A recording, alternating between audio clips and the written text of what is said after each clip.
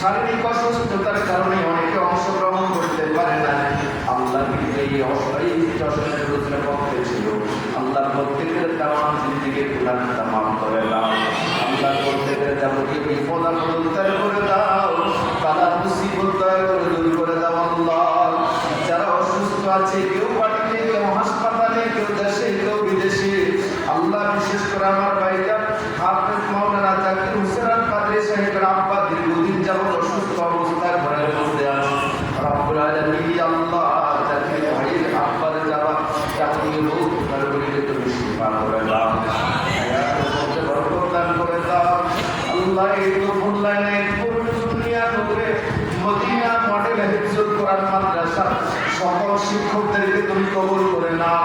প্রত্যেকটি ছাত্র ছাত্রীকে তুমি কবুল করে নাও আল্লাহ। প্রত্যেকটি কলেজকে হাফেজে কোরআন আল্লাহ আল্লাহ যুগ শ্রেষ্ঠ আলিম হিসেবে তুমি কবুল করে নাও।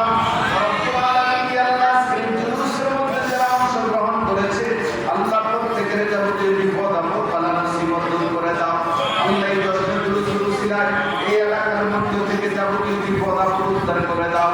এই এলাকার প্রত্যেকটি ঘর বাড়ির মধ্যে খাস রহমত এবং বরকত নাযিল করো আল্লাহ। আমরা যতদিন বেঁচে থাকি এইভাবে জশ্নের জুলুস উদযাপন করার তৌফিক দান করে দাও।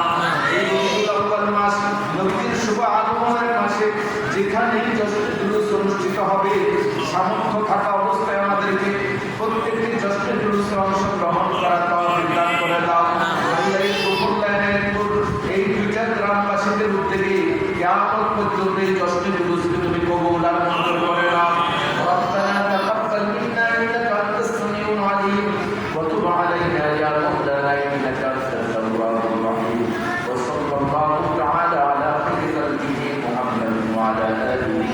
وأصحابه أجمعين.